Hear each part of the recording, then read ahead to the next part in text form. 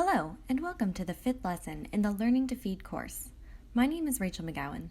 This will be an activity-based lesson where I'll frequently ask you to pause to write down ideas. If you feel comfortable writing down your ideas in the comments section, please feel free to do so. In this lesson, we will help you develop a feeding plan, which you can use as a guide going forward in the feeding process. Creating a feeding plan before you start the process may help you be more prepared when difficult situations come up. To start, we will be reviewing your overall intentions for the course that you set back in Lesson 1 and diving deeper into smaller goals you can make to help you get there. If you would please take a second to find where you wrote down the goals and come back to the video when you are ready. We have covered a lot of information in this course. Some of this you may have already known, and some may be new to you. Based off of what you have heard in these videos, are there any intentions that you would like to add to your list? You may pause the video for a moment to write these down. Now that you have set a list of overall goals, I would like to encourage you to come up with small steps you can take to reach these goals. For example, let's take one of the intentions I mentioned in the first lesson. Learn how to expose my baby to a variety of textures and flavors to help prevent picky eating in the future. What would be some small steps you could take to reach this goal? Again, there are a lot of answers to this question. Here is one idea. Try to introduce a new fruit or vegetable every week. This will help you reach a variety of fruits and vegetables in their early life that can help them grow their palate and prevent picky eating by exposing them to a wide range of foods. I would suggest writing small steps down that you can take for each one of your goals so that you have an idea of how you can accomplish them. Please pause the video here to do so. The rest of this lesson will be activity-based. I highly encourage you to press pause along the way to write down what you would do in situations that I will go over.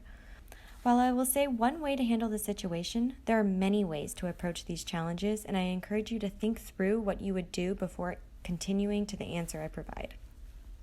With that, let's start with a situation you may encounter before the feeding process even begins.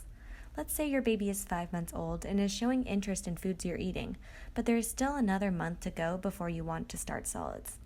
What should you do? Please take a moment and pause the video to write down your answer. Great, thank you for your responses. Even though it may seem difficult, it is best to wait until 6 months. At 6 months, your baby will be more developmentally ready to eat solids due to greater head control, sitting up with little support, and the ability to turn away from food when they are full. However, you may want to write down what they seem interested in. Is it a particular food, color, smell? When you start introducing solids, you may want to revisit that food to find out. How about we go through another scenario? Let's say your baby is around 7 months and they've stopped eating new vegetables. You started them on sweet potatoes and fruits to make sure that they like solid foods, but now that you are introducing more bitter foods, they are not interested. What would you do? For this one, I'll go through a lot of different answers that you could have written down because there are many good options. Since it takes babies a while to become accustomed to new flavors, up to 15 times, you will probably run into this. Mixing foods that you know they like small amounts of fruit, with new foods may help. Starting with less bitter vegetables like pumpkin and squash, and then gradually introducing more bitter ones may be good as well. Let us know in the comments below what you plan to do when you come across this, and if you've heard any good tips. Here's another situation you may encounter. Let's say your baby is 9 months old, and you avoid feeding them in a restaurant because you are worried about the mess. You are invited out and need to bring your baby, but don't know how to handle it. What would you do? Again, there is no wrong answer, and some of you may feel more comfortable than others letting your baby eat at a restaurant. However, there are some options if you don't. For example, feeding your baby before you go out could be a good move. If you don't want your baby to feel left out while you're eating, you can even bring a snack, and it would not be too messy. At the very beginning of this course, we discussed responsive feeding. To review, responsive feeding means watching your baby to see if they are showing signs of being hungry or full and reacting to those cues. This allows your baby to determine how much food they want to eat while you decide when and what they eat.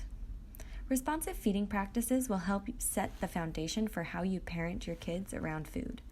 What you make available, what you do around food, including feeding practices, and what you model from your own food choices, and what you say and communicate will all impact their relationship with food. In this lesson, we will go through several challenges that you may encounter while doing this, and you can set intentions for how you would respond in similar scenarios. How would you respond if your baby doesn't seem to be liking any of the new foods you try? An aversion to new foods is normal. Repeated neutral exposure to a food can change their reaction.